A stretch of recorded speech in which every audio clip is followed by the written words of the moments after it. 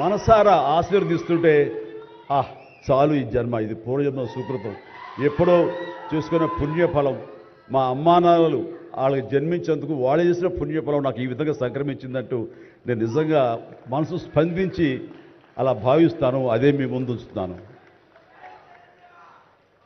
ఇక నాకు తెలిసి ప్రప్రథమంగా అవార్డులు అనౌన్స్ చేసిన వెంటనే ఒక ప్రభుత్వం స్పందించి వారికి ఈ రకంగా సన్మానం చెయ్యాలి అనే భావం రావటం అన్నది బహుశా ఎప్పుడు జరగలేదు.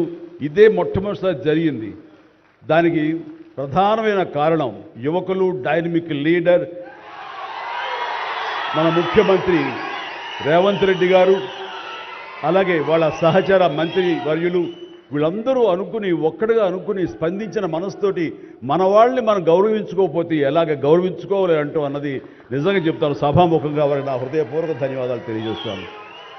అంటే సన్మానాలకి ఇక్కడ నేను కానీ మన వెంకయ్యనాయుడు గారు కానీ ఇతర పద్మ అవార్డీస్ కానీ ఎవరు కొత్త ఏం కాదు. వాళ్ళు రకరకాలుగా విధాలుగా వాళ్ళు సన్మానించబడుతూ ఉంటారు. కానీ సరిగ్గా ఇలాంటి సమయంలో ప్రభుత్వం ముందుకు రావడం అన్నది వారు ఈ కళాకారులకి, కళలకి వారు ఇస్తున్న ప్రాముఖ్యతకి నిజంగా మనస్సు స్పందించి నేను నా అభినందనలు తెలియజేస్తున్నాను.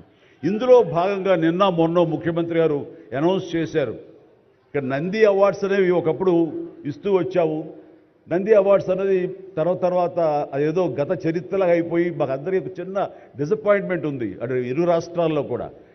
అరే కళాకారులు ఇంత నెగ్లెక్ట్ చేస్తున్నారు, ఇంత నిర్లక్ష్యపరుస్తున్నారు, ఎందుకు ఉత్సాహపరచట్లేదు?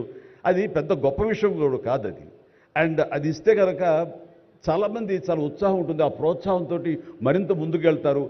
తద్వారా ఎన్నో సినిమాలు కానీ, నాటకరంగం కానీ ఇవన్నీ అభివృద్ధి చెందుతాయి. తద్వారా ఎంతోమందికి ఎంప్లాయ్మెంట్ కానివ్వండి, ఎంతోమంది ప్రోత్సాహం కళాకారులు ఇంకొంచెం రావడం కానివ్వండి. ఆ రకంగా ఈ రోజును చూస్తే కనుక మన సినిమాలు ప్రపంచవ్యాప్తంగా ముందుకెళ్తున్నాయంటే అలాంటి ప్రోత్సాహం, అలాంటి ఉత్సాహం ఉండబట్టే. సో ప్రభుత్వ పరంగా కూడా అలాంటివి ఉంటే కనుక ఇది మరింత ముందుకెళ్ళడానికి అవకాశం ఉంది. అది గుర్తెరిగి ఈ రోజున ఆ అవార్డులు మళ్ళీ మనం రెజ్యూమ్ చేస్తాం, మళ్ళీ తిరిగి మళ్ళీ ఇస్తామని ఆ నిర్ణయం తీసుకోవటం, దానికి పేరు ప్రజాగాయకుడు. జీవితం అంతా కూడా రెవల్యూషనరీగా మార్పు తీసుకురావాలని ప్రయత్నించే నిరంతర శ్రామిక కళాకారుడు శ్రీ గద్దర్ గారు. గద్దర్ గారి పేరున అవార్డులు ఇవ్వటం అన్నది ఎంతో సముచితం, ఎంతో ఆనందం, ఎంతో ముదాహం. అలాంటి నిర్ణయం తీసుకున్నటువంటి మా ముఖ్యమంత్రి రేవంత్ రెడ్డి గారికి, వారి సహచర్యులకి నేను మనస్ఫూర్తిగా నా హృదయ ధన్యవాదాలు ఈ సభాముఖంగా తెలియజేస్తున్నాను.